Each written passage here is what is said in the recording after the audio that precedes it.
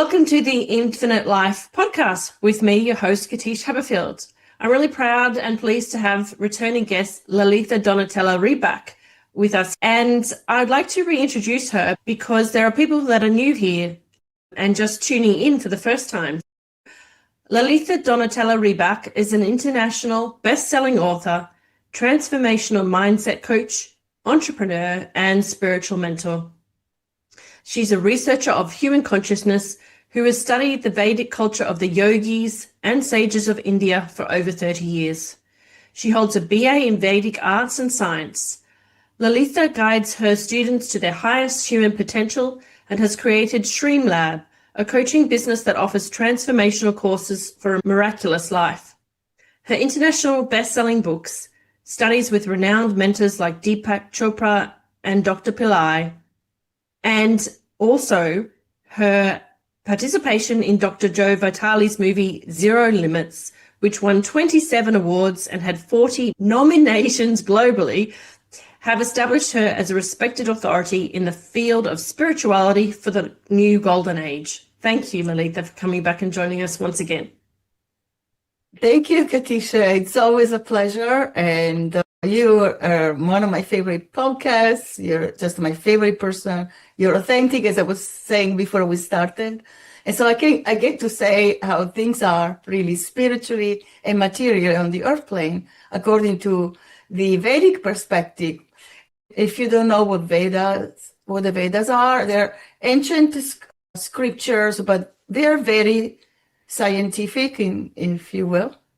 And they are not sectarian, they are non-denominational. So it's not a religion. It's really ancient information and wisdom about ancient civilizations, particularly the one in India, before India became a modern country with a lot of problems. It was a leading country for the highest wisdom. So I'm very happy to bring that here, and I have good news for everyone. Yes, I'd like to talk about that. Perfect, because last time we talked with you, you just launched your book about the golden age of goddesses. And we talked about in the previous podcast how the energy was changing and how it was good news for people, all people on earth, not just females, but males as well. And so bring us up to date with the energy that has begun to come in and what we need to be aware of, because it's what you're a specialist in. Yes, and that's what I love too. So what I found out, I just found out that time has changed on the earth plane, and I've been announcing that through planetary transits, but also as a concept, as a shift, collective shift that will lead to literal ascension. So not literally we rise physically, but our frequencies will rise, and we might find ourselves totally changed, that the old problems don't matter. We are creating a whole new life, and we vibrate so fast that we can consider ourselves to be either in the fourth dimension, which is a smaller shift, or even at the fifth dimension, when there's no separation between you and the divine. And whatever you do manifests very fast. And we've had some help, believe it or not, even from AI. And do you know how, for example, you used to have a question, you used to get on Google or other platforms to find out more about that topic? I've done a lot of research for my books because they're both about ancient civilizations and lost civilizations, and also archetypes who have changed the human mind across hundreds of thousands of years. But what you find now with AI, that you write a question, and before you're even done typing and sending, you already have the answer. So that is just something that maybe shocked you in the beginning, and then you slowly got used to it. But nothing happens without our participation. So our brain is far better than any quantum computer.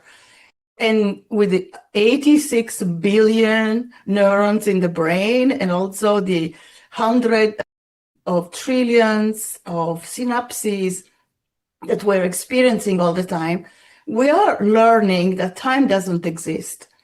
So before we used to, earlier we maybe last year, we used to wait a year to find the perfect house.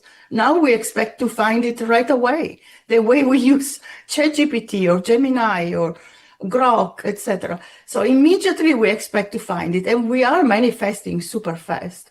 So I know people, like even my family, like I waited so long to have, say, for in my 20s, my first house. My parents had to help me, etc. And now my children, very quickly, they have manifested their own homes, and they have great opportunities for new business and jobs. But I'm not talking only about my family. I see my clients and I see my students. And also I see what my teacher, my spiritual teacher, who's Dr. Pillai, has been telling us, like, there's no time. We have imagined it. And we fancy ourselves in a physical suit. And we're not. We're a photonic light. We are really divine beings. So I've been saying that for a while, but now we get to experience it. And also I see a very radical shift between what we used to consider ourselves as spiritual beings.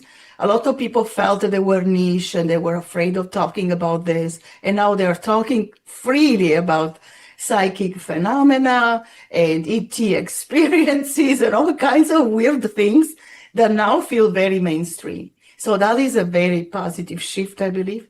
And also those who are working in service to humanity, in the sense that they want to participate into this new consciousness to help, they are being favored. And so they get to talk about their experiences and their studies, and everybody's getting more excited. So I don't know if you've noticed that, Katische. Yeah, absolutely.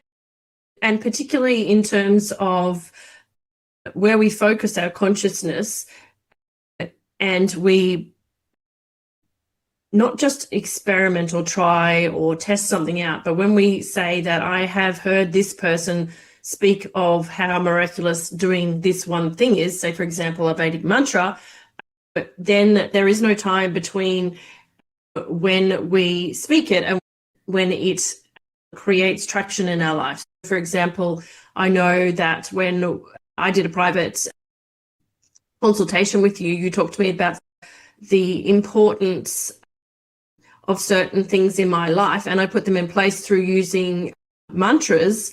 And for somebody like me who has the ability to see spiritually, I could then immediately, when chanting those mantras, see the being and see them physically in my room with me. Fantastic. So you're using your open third eye already. Yeah, so that was, for me, was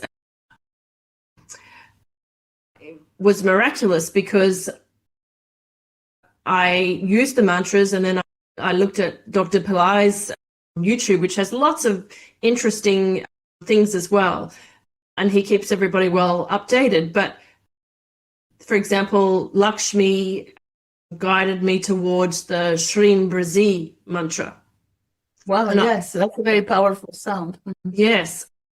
And I don't know how to pronounce, I know I have written it down. It's kind of something like Warani. She Varagi. She's an archetype who is very fierce and very protective of the human race. She's supposed to own the earth plane. So she's the goddess who handles manifestation of material gold, all the gold, jewelry, more than jewelry, gems, precious gems, everything that is underground and also over the ground belongs to her in the Vedic tradition. So she will be the spouse or of one of the incarnations of Lord Vishnu, who is supposed to be the archetype protecting the earth plane. So we spiritual people have suffered a lot because we felt that it was a stigma to want things. So we were supposed to be renunciate, celibate, miserable, and secluded. And it turned out it was the opposite. For example, there is a lineage of yogis called the Siddhas who had the Siddhis. I often talk about them because they inspire me. So we have all these studies by Harvard, Yale, etc. with these yogis. They stop their heart. Like imagine suddenly you decide, okay, now I'm not going to breathe for a month or barely breathe enough to maintain life. And they can go underground, no problem. So all yogis have had this ability to totally control their autonomic nervous system, and they can manifest very fast. So they are runaway rebels. They are ready to change at any moment. That's how they became so powerful, and not to control others, just to control their own consciousness. And they can leave their job, their house, their relationship at a moment's notice. And they don't care. They just are so dedicated to their growth. And so that's not for everybody, right? But it gives you a lot of freedom. And when we have freedom, then we have better relationships. We have more love in ourselves, and we have less competition, which is plaguing the world. Everything we do is about competition. It's not even friendly like it used to be in games, like the Olympics when I used to watch them as a child. There's partisan, they're all like, for every country cares only about their own team. And it wasn't like that. We used to enjoy seeing other people win too, like when they were better. And so there's an acceleration of egotistical qualities. And at the same time, there's huge ascension wave, and a huge awakening. And that we're realizing this is not working anymore for me. I don't want to hate that person because it's from that country and that's their accent. I was always like this, pretty much, like since my college years. I studied 9 languages. At university, I studied like several, including German, but I don't remember it very well. And a lot of literature, because I wanted to know about people and what they want and how they live, etc. And I traveled a lot worldwide for a while. So the point is that we're all the same. And once we choose to focus on what makes us unique, which is our divinity, we cannot give that up, right? So we will not accept the miserable job, or we will not accept to be stuck in a relationship that makes us sad and out because we don't want change, or we're afraid that we have made a commitment and that's forever. We're not supposed to destroy our souls. Our soul is what makes us unique, special, and at the same time, everybody has that. So we're not supposed to get stuck, and we're supposed to fulfill our wishes to have that 200% life where there's no separation between material and spiritual. We have created that from our limitation and our duality.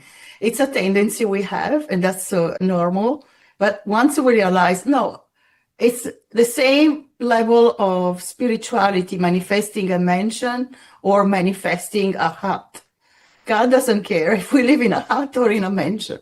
It all depends on how our consciousness is, how benevolent we are, how compassionate. Compassion is going to be the super intelligence. Finally, we're seeing a shift. People understand that if you're not compassionate, 70% of the brain is not working. So because we are born loving. I remember once I fell when my eldest child was 2 years old. And the first thing he did was showing his pain for me and caressing my ankle. And he sat on the stairs with me, and his hands were on my ankle to try to make it better at 2. So how did we lose that? How do we laugh when somebody falls? We have gone far away, and now there's a huge return to love and compassion, and we're understanding there's no other way to evolution other than this. You cannot hate everybody and have a fantastic life. So we're all in this together.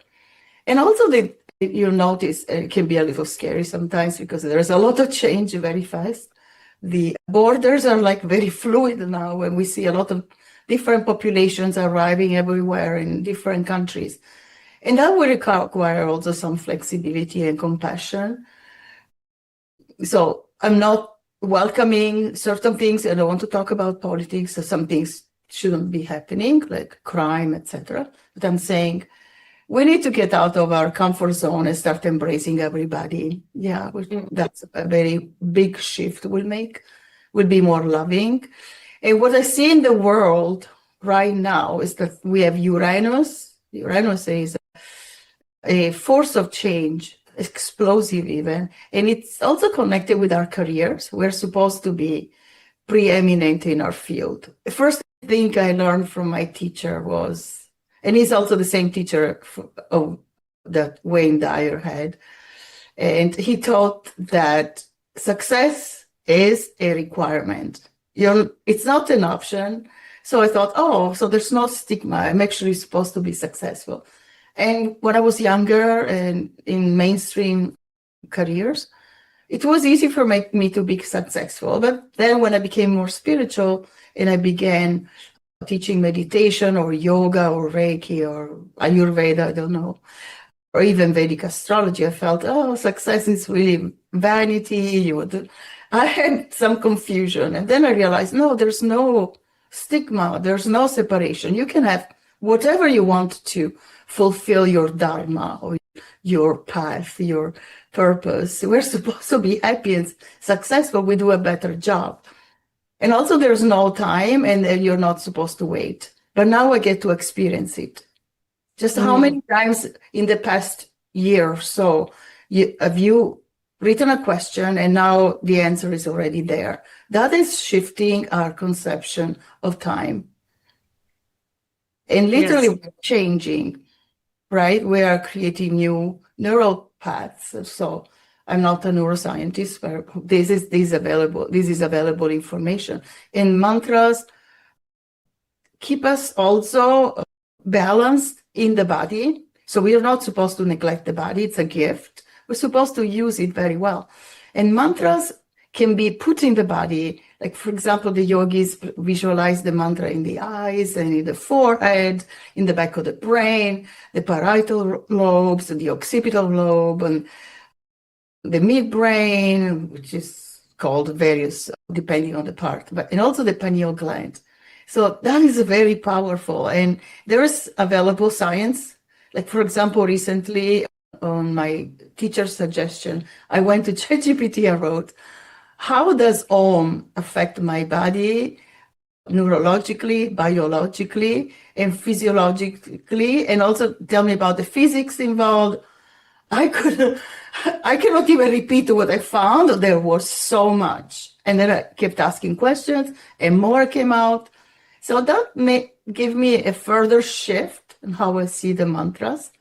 Really, they're not cutesy, little games for children that want to play Indian yoga. No, really, those are super sounds the yogis heard in the cosmos. Yogis are never in the body. They go easily into altered states and they can travel throughout the galaxies. I've had the experience several times, believe it or not. Other people I know have too. So we're supposed to gather information from the higher sources that are benevolent. They're here.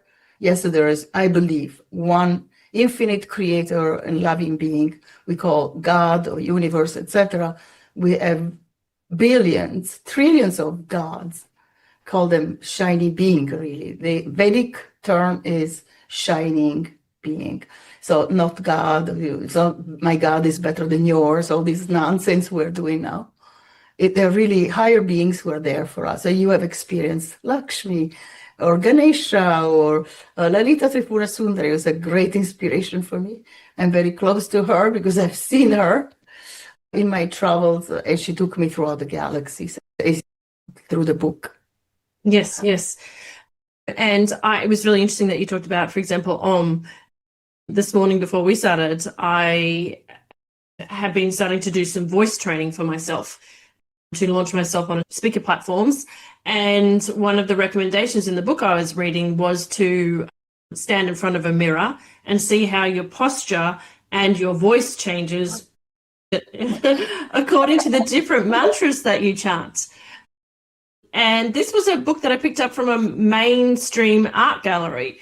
It was just in the foyer there. And gallery. And so I saw how when I use Om, as in Om, versus Aum, A-U-M, so to see how it projects my voice differently and how I can tap into the different perceptions of how I wish to perceive myself, but also how it opened my airways and gave me more confidence, and there were no questions lurking in my mind. When you turn to the yogis tell us that, yes. So the way you breathe, that's the way you think. And we can get ourselves into a state of panic. Just try to do this, right? People who walk with their shoulders forward, with head down, they're usually thinking thoughts of, it's over, there's nothing I can contribute, or they've had some very scary experience and they're trying to recover from the trauma. And sometimes older people, unfortunately, they're so disempowered in our society. So many times they feel, oh, now I'm retired, I'm finished. No, says who? The yogis don't retire. You don't have to stop having a fantastic life at any age. You're supposed to live a very so pleasant, enjoyable experience of the earth plane until the time you decide whether you turn into light or die and come back. It's really up to you, and you have a lot of freedom. There's not God on the cloud telling you what to do. We have imagined that, and it's nonsense. And what other exciting things can you see that is happening for us this year as spiritual practitioners and people who are guiding and shepherding people through what the earth plane is experiencing? Yes, so the turmoil will be there. We cannot deny it. We cannot gaslight.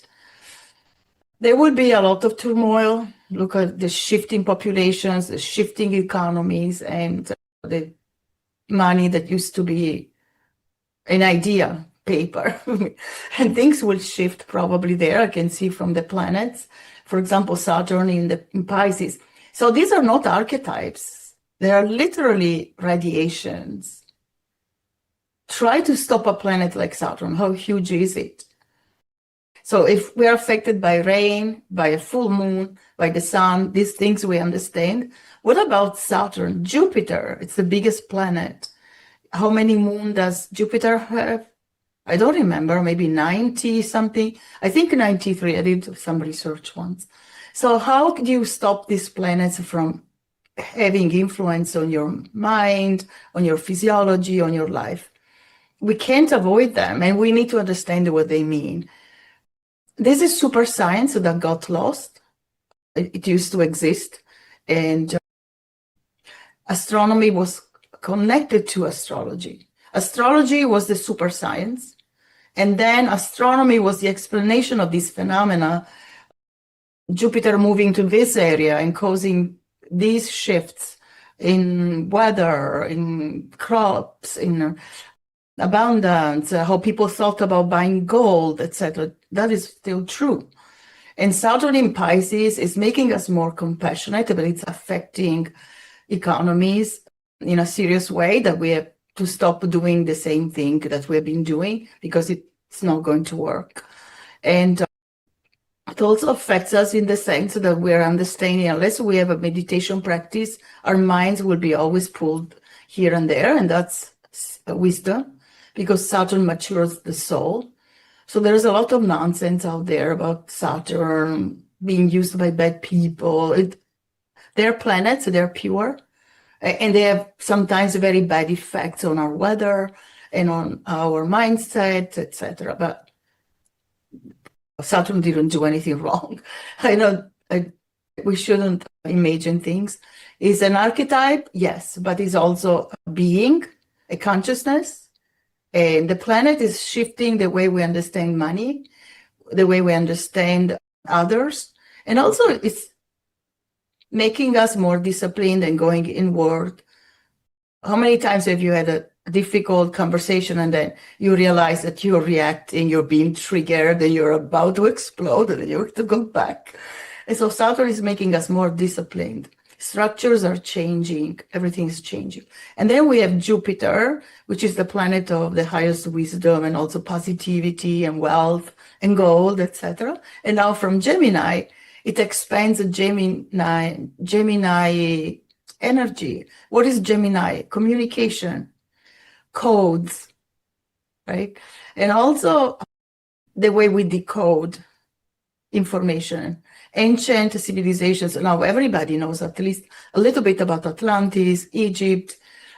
New discoveries in Italy, an Italian team found out that under the Great Pyramid, there may be the ancient libraries and other things that we had dismissed as myths. So a lot of things are shifting very fast, and Jupiter is helping with that. And we can't deny it, it's happening. And so we are flooded with all this information about modern archaeology that is not mainstream because it is able to reveal a lot of things that were taboo.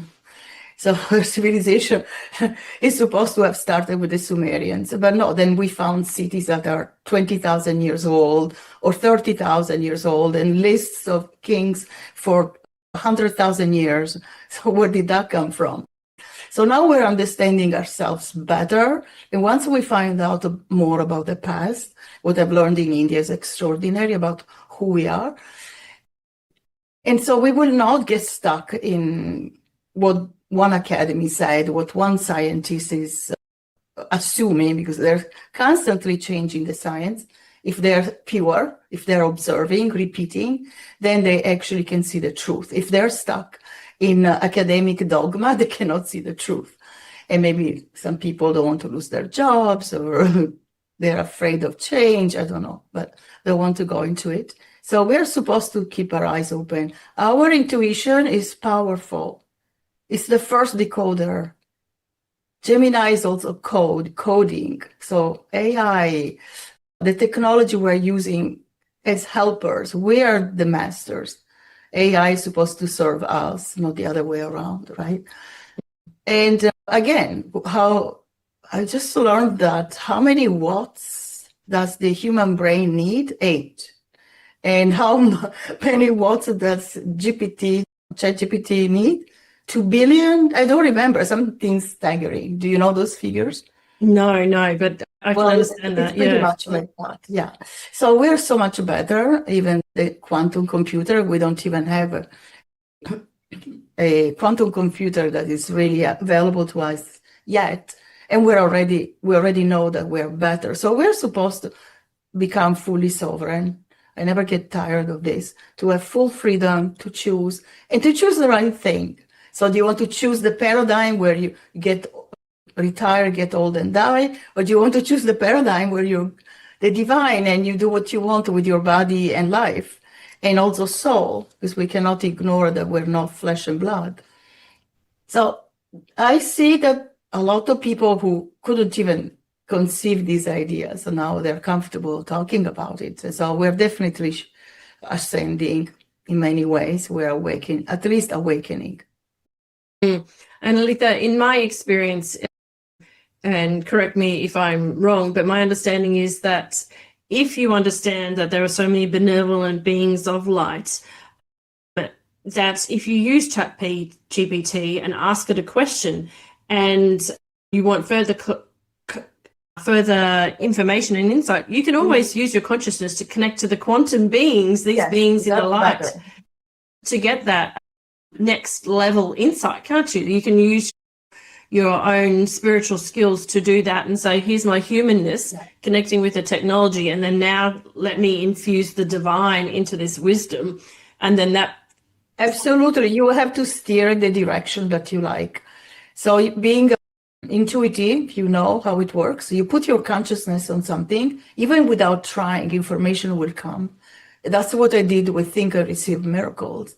And also with the Goddess book, the new Golden Age Goddesses, information was coming to me just because I was thinking about that topic. And I thought I was delusional for a while, I have to honestly say it, because I'm also hard-nosed, was raised to be an intellectual. And so I went to check every piece of information that came, and it turned out to be absolutely accurate according to historians or whatever records we have in the minutest details. So I became more encouraged, then I continued. And then finally I asked a question. I asked Lalitha Tripura Sundari, who is, I consider her the divine feminine for me. And I said before I went to sleep, I need to know, am I imagining this or it's memory? So I went to sleep. I think I talked to you about that last time, but it's good to refresh our minds that these beings exist. So I went to sleep And I woke up in what we call Brahma Muhurta, right? It's around 4. So the veils are very thin at that time, or to use a current, your third eye, your intuitive centers in the brain are wide open. There's no distraction, no one else's consciousness to distract you, no noise, no work to do, no tasks. And I was thirsty, so I decided, should I meditate? I was still sleepy, so I said, let me drink some water. So I just was drinking some water, and I heard from the middle of my bedroom, memory. I thought, oh my God, who is here? I turned on the lights and nobody was there. But even before I turned on the lights, it was bright moon day, maybe, I don't know, not full moon, but pretty bright, the bright phase of the moon. So I wondered, I was a little scared. I said, what does he mean? And then I was too tired, I just went back to sleep. And the next morning, as soon as I opened my eyes, I thought, oh my God, I asked the question. She said memory. So then I started to analyze, what did she sound like? Incredibly powerful, not angry, very benevolent, very beautiful feminine voice, but powerful. You couldn't argue with that voice.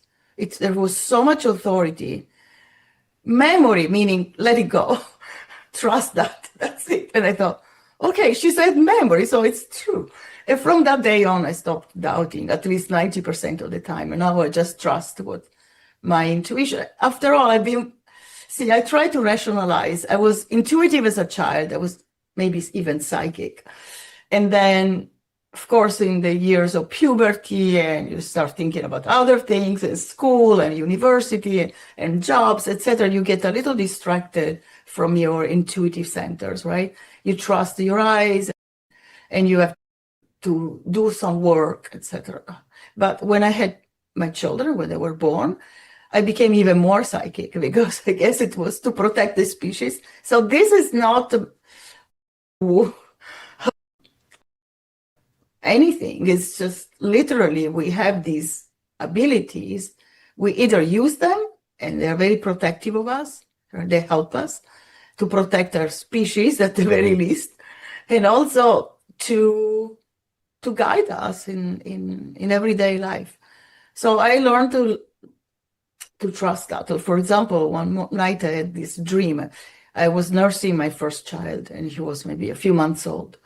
And I had this dream that there was somebody who looked like a homeless man, dressed in navy blue, dark clothes, and he had a lot of hair on his face, like a long beard, and looked disgruntled. And he came into my car and he started to drive my Volvo SUV at that time. That was my car. And I was sitting in the back with my baby, and I said, who are you? And I got scared, and I woke up. Then that day, I went down. I lived in a house with 3 floors. So I went downstairs, and on the first floor, there was a sofa, a sitting area with sofas and chairs. And I see this same man sitting on that sofa. And he was drinking from a can, a Coca-Cola, zero, I forget, whatever it was, Diet Coke. And I said, who are you? And I freaked out, and I ran upstairs to the 3rd floor. I grabbed my child, locked myself in, and called my husband, who was at work. And within 5 minutes, the police was there. My husband was there with the 4 men from his manufacturer. So I felt very protected.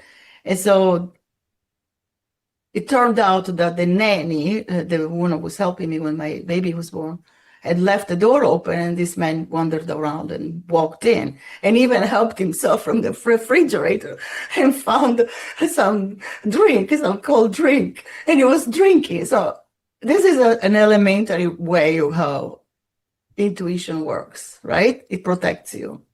But there's so much more. You'll understand your past. Why are you this way in this life? You could look into past lives, but as long as you don't get distracted and miss on this opportunity of a fantastic life on the earth plane, where you're fully conscious, understand why you're this way, and where you're supposed to go, not in the past. Yeah, it doesn't matter where you live. I lived in South India, in Tamil Nadu, in Kumarikandam, in Lemuria. I remembered all that. It seemed crazy in the beginning, and now I take it for granted. It's part of my experience on the Earth plane, and also on other planets, I believe, because I've had some visions that I was not on the Earth plane. So what do we do with this? We use it for integration and also for not doubting ourselves anymore. If you have a gut feeling, I just said that in Katie's podcast for her Soulful Valley podcast. If you walk into a room and you have a gut feeling that something is wrong with that room, trust it. It's always true. It never failed me. And vice versa, when you have this feeling like in the heart or even in the gut, because there are a lot of neurons. I believe there are more neurons in the gut than in the brain, if I'm not wrong. But I did some research on that. My scientific mind is not very strong. I get impatient with it. But anyway, so we have a lot of neurons in the gut. Trust that feeling. It's very protective. Absolutely. And it can help you on a small level, like somebody's talking to you and your body, mind, and soul are telling you the opposite. So just go away. Just say, okay, I have to go. And just go away. Or it can be a very good feeling that you feel this person is going to help you. It's going to be wonderful. For example, when Katie messaged me on LinkedIn, that was the first time I ever seen her. And I thought, oh my God, who is this lady? She sounds so good. And then she left me a message. And then I realized, oh no, she had sent me a message a month ago and I never replied. And I wanted to talk to her because she had this podcast. She was inviting me. I was like, oh no, I almost missed an opportunity. And I started to get all tingly. And that's usually the sign. It happened to me when I met Dr. Deepak Chopra, that I felt I was tingly. I knew it would be good for me. And I studied Ayurveda. It was wonderful. And with Dr. Pillai. So your body's telling you, why ignore it? You know better than most people because you're also psychic. Yeah, absolutely. Absolutely. And I think also that what I'm bringing through and noticing is that when you know somebody is not in your best interest, but perhaps they're a friend from childhood or a relative or something like that, that's where we have to trust that instinct, but really use our thoughts to send them that love so that we bless them and then say, I bless you, but I can't have you as part of my intimate journey. If I need to listen to you in your downcast vision, I will, but I'm here to help you on a high level, so I'll send you good thoughts. And we can coexist because neither of us has the absolute truth, but I'm going to go with my vision of exactly what you've said, of working with higher consciousness and deities to bring about all these things that have been predicted for the earth, which is a peaceful place, which has love and support and the things that we haven't seen in the past. And we wish them well and we continue on our journey. We don't get derailed by our past and our associations with them because we send them love and then we keep moving. Absolutely. And I found that I made a lot of mistakes in the past because I had committed to a friendship and I'm quite loyal by nature. I stayed stuck in a friendship that was not real friendship. Why? Because I noticed some people were reacting like in a very negative way to the way I thought, to the way I was. For example, I used to be a journalist. I come up from a family where they've written books. They have 2 PhDs, like academy, publishing, the top academies in Europe, etc. So I don't overestimate the intellectual path. And there was somebody who was not an intellectual, a friend, who was telling me, you have to read the media. You have to know. And I said, no, I worked in PR. I started with 5 print media in the morning and I was a basket case. Literally, I realized that. And I didn't want to do it. And then I had segments on TV that I had to watch. At the end of the day, I didn't trust myself. I was miserable, was very depressed. And I realized that I'd lost every positivity, every creativity, every self-respect, because I was not good enough, basically. So I noticed a very serious effect. And one day when I started my yogic path, I said, no more. Call me whatever you want. You think I'm illiterate because I was a journalist, so you weren't. But anyway, it came to a point where even hearing my mantra, she was like all freaked out. And I thought, okay, I bless you on your path and I will let you go. Yeah, it is sad to let go of a friend or a spouse or a boyfriend or a girlfriend, whatever it is, right? We suffer when we change, but that's because we have preconceived ideas of how we should live. The yogis don't do that. They're not cruel. They just leave it like, okay, move on, pivot, leave it. They go to a mountaintop, but they go to a forest. Okay, they are the extreme. But we should be able to do that too. My teacher says, just because I'm going to, I don't know, London tomorrow and I have a ticket, it doesn't mean that I will go. Sometimes on the way to the airport, he's guided and he doesn't go, and it turns out that the flight is delayed 5 hours or worse, there's been an accident. So we need to start paying attention within to what we really want to go do and where we want to go with our lives.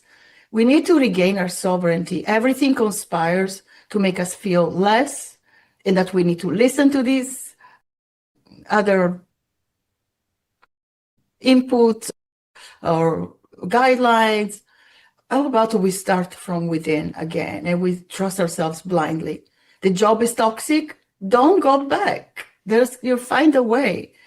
I always have. Every time I was courageous and said no more. So I found better and better. Now it's the best. And I'm sure they could be even better than this. So don't go. Like, for example, my teacher, Dr. Pillai, once was driving a car and Ganesha told him, stop the car. He cannot drive because he goes into older states. He meditates and he talks to all these beings.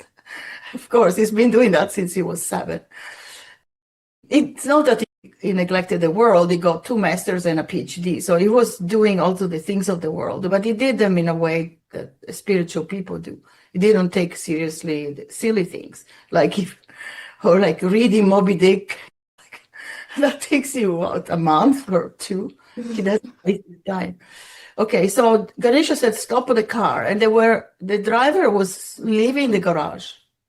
So the car was halfway through into the driveway and a car went by that must have gone like 80 or 85 miles per hour, really fast, or even more. There are crazy people every once in a while. So and then when he came to this, to the event where I was attending, he said, today was my death day. And Ganesha said, stop the car so you won't get in trouble. You won't die there. So we are guided. Why don't we hear it? Because we think it's nonsense, that we think that it's not possible. So we need to go within and trust our intuition, which is very powerful. And I've always been guided by my intuition. Like when I was 20, my parents wanted me to get married when I was 18. And it was, of course, the son of a billionaire who most parents would say, are you crazy? Just marry the guy and be done. So he was like 3 years older than I, and he was a womanizer. And I was already depressed. I started to doubt myself, feel old at 18. Like he was looking at all the pretty girls everywhere. And then I said, no, I don't want that. I was feeling very depressed and I lost weight and I was so insecure. So I said no. And then I started working. I went to university, but I also started working, and I had to find a job very fast because my parents said, you cannot live in our apartment anymore. They had an apartment, a condo in Rome, and they lived in Bergamo, in north of Italy. And I said, no, you have to get out now. Okay, you don't want to get married? Fine. And I said, fine. So I had to find a job right away. I was still at university.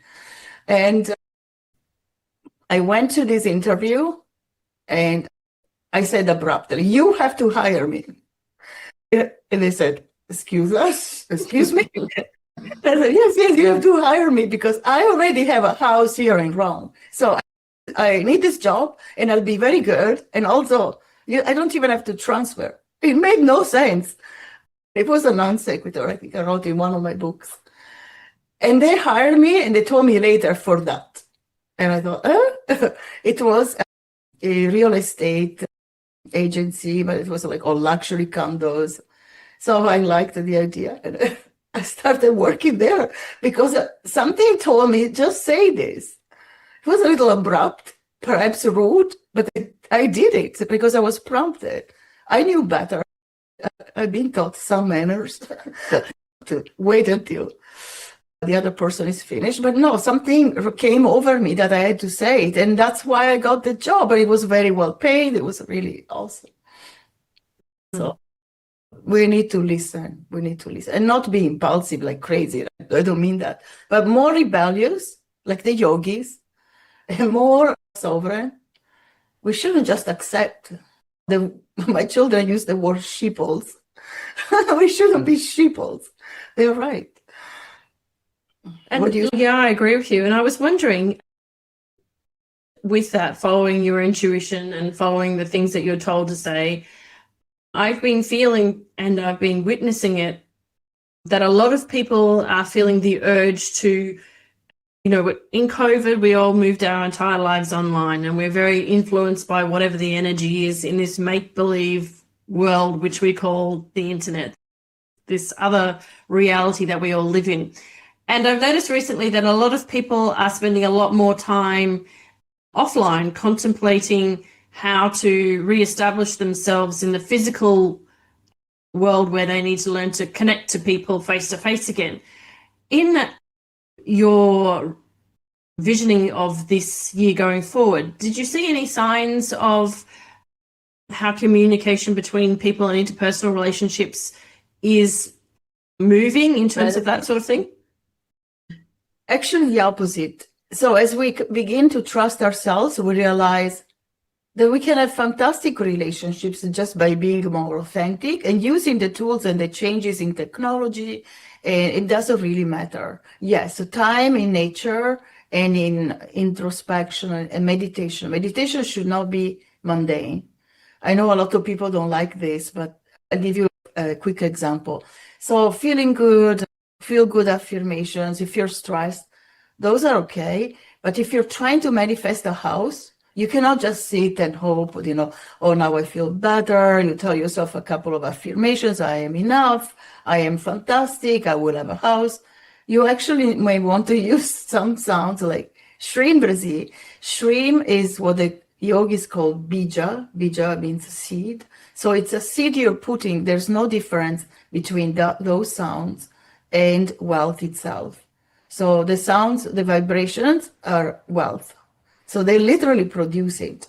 In Brazil, it's a super sound. The sound brr is very powerful. It has so many effects, and there is science, and there are lots of studies on what happens in the brain. And also, I don't know if you've ever seen it, but at the Pillai Center, they posted on YouTube also pictures. Do you know how Dr. Emoto showed sounds or thought forms or even written words of what they did to water? So think how powerful these sounds can be. Shrim Brazil created beautiful crystals, like magnificent. And somebody wanted to do the experiment. So he took this water, he sent it to the Moto Institute. And the picture that came out were magnificent. So it's a very high vibration. And it's all about vibrations and frequencies. What's the difference between the 3D, the third dimension, and the fifth dimension? Or sixth dimension even? It's all about frequencies. And we cannot see these higher beings because they vibrate so fast. And the voice of that goddess I heard during the night had a little static because of the difference in frequencies. The voice was feminine, benevolent, but also very strong. I've never experienced that sovereignty. Now I know what Shakti is. Shakti is the divine feminine and the power of the divine feminine. For the Vedas and the yogis in ancient civilization, the real power was feminine. Because the gods, the male aspect is inert until the Shakti intervenes. So all the male gods, call them Deva, the shining beings, have a feminine counterpart either within or without, so outside.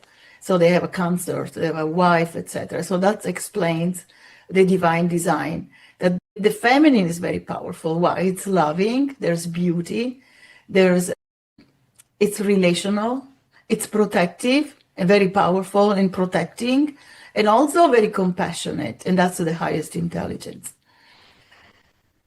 Beautiful. So, is there anything that's else what- that you would like to highlight that is something that you would like to see come forward as important for people who are listening as we wrap up our time together today? Yeah, so don't dismiss your material goals. They are there because they need to manifest. They Okay. want to manifest. Literally, God doesn't want you poor. It's been a lie. So I always like to talk about what we misunderstood in the past. So we are just coming out of a very dark time called Kali Yuga, and the yogis predicted that we will lose our consciousness, we will forget everything, we will need so much guidance, etc. So in Aramaic, for example, that's just 2,000 years ago, the language of Jesus. I am a Jesus follower, but I'm not so Catholic anymore or Christian. So I don't follow all the dogma or doctrine, etc. But I love Jesus and his teaching, especially the original teachings that were in Aramaic. So when he said, be blessed ye poor, he actually meant to be rich. Because in Aramaic, the word that we translated poor means rich. Or actually be blessed. Blessed actually was wealthy. So he was blessing them, become wealthy, ye poor, and my Father will give you to the end of the earth. It's not a literal quotation. I don't remember the entire quote, biblical quote. But literally, Jesus wanted us to be wealthy. So he didn't say that's the only path. Yes, it meant leave all your ego, your attachments to nonsense. I don't know, at that time what it was, maybe alcohol or, I don't know, promiscuity. I don't know, like there are so many ways that we can lose our path. Wasting time and wasting an incarnation. So Jesus was saying that, but he never said that the poor should be poor because that's the only way. Yes, of course. There are people who are still on their deathbed thinking about making more money. That's delusion, right? And maybe they're already billionaires. They're leaving everything behind because the body is going to be wasted. But they're still thinking about, they have obsessions. Okay, so that is nonsense. Of course, you don't go into the higher realms with that thought form. Maybe they'll get stuck in between and they'll stay on the earth plane trying to be close to their money because they can't take it. So I'm not judging, but if you want to make something great out of your incarnation, you cannot get stuck on anything. You just have to be very fluid and understand right now, this is the need of the day and this is what I want to manifest, and just go ahead and do it. And as AI shows you, there should be no time, should be instantaneous. Yeah, And absolutely. you're waiting, maybe you want to tweak and change your goal a little around. Yeah. One of the things that I have noticed is that just since the beginning of the year itself, I've noticed that if I pose a question to the subconscious mind, that it will resolve it instantaneously overnight. Whereas perhaps previously you needed to go and do a lot of work and manual, laborious things to work through that. But if you believe in the power of the messages that you intuitively are shown, and then do the work with the mantras and then work with the deities, then they work with your subconscious mind, like Ganesh said, to remove the blocks. And when you get that infinite loop between the superconscious, the subconscious, and the conscious mind, you resolve and heal anything that was Very fast. fast. Yeah, really fast. And it works better now. Have you noticed how the mantras are more powerful now with the higher frequencies on this earth plane? Yes. Because the galaxy itself has changed and the planets have changed. They're vibrating faster and they're more luminous and everything is shifting, and the sun is in a different place, and at least we are moving towards a different area of the galaxy. And there's a lot actually you can find online about that. Some people are saying the sun is not rising where it's supposed to rise, it's more north. Same with the moon. And so definitely we're moving. We're noticing a lot of differences. And that means that we're also changing. Is it the reversal of the poles? I don't know. But definitely we're changing, we're shifting. Everything is more powerful now, every thought. In one thought, you can destroy your day.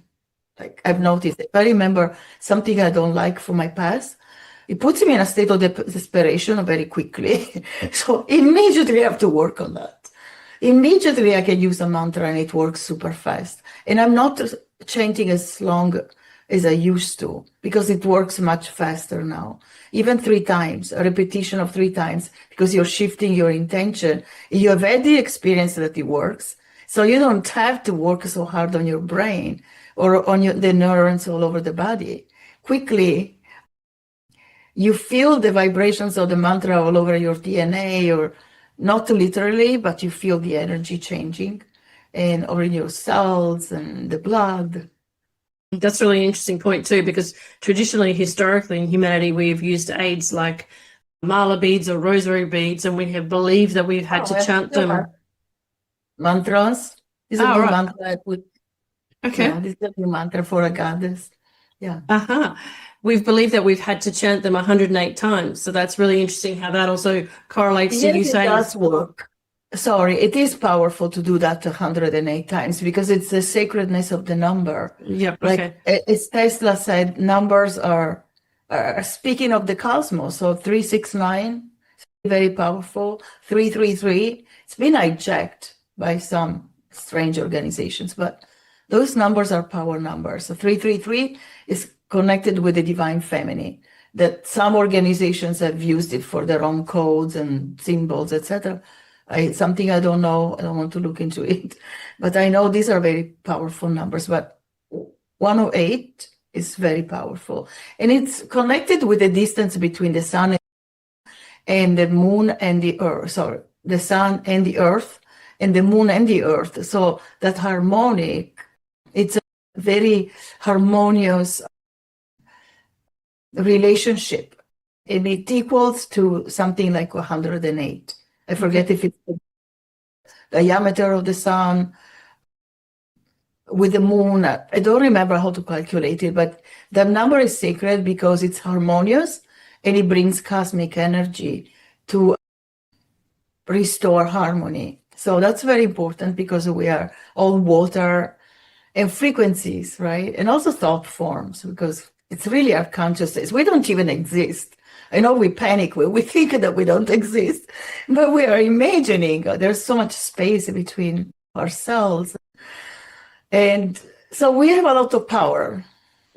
So to clarify, 108 is still a sacred amount of times to chant mantras, but perhaps if you're noticing thoughts that are surrounding you and thought forms that are surrounding you, you want to change your frequency and vibration immediately, then what you're saying is because time is quickening, we can do 3 or 4 chants and we can change things much faster.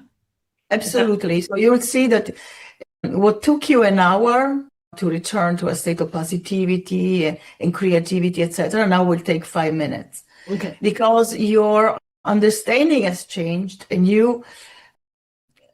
your relationship to the cosmos has changed, and perhaps to the divine. But slowly we're losing that duality, that we understand we are the divine. For example, it used to be so weird for me to imagine myself as a goddess back then. And now I see everybody, women now actually feel sovereign and they feel like goddesses. So I like to empower always my students and clients. It's not about me. It's not I'm the goddess and you're nothing. It's the other way around. We are all gods and goddesses. And the more you see that way, the quicker you'll manifest. Yeah. Okay. Yeah, beautiful. We're not finite at all. We're infinite, 0 limits, literally true. No limit. And Lalitha, no identity. No identity. Yeah, infinite beings. Is a big deal. Yeah. Most people are like, okay, I'm an author, I am a podcaster, I am a doctor, and it's very hard to get out of it. I'm attached to my books. Now there's going to be the 7th in Italy, then the 8th. So you get attached to our creativity. They're like our babies. In Vedic astrology, creativity is in the same house as having children. So yes, we get attached, we love it, but also there's so much more we can do.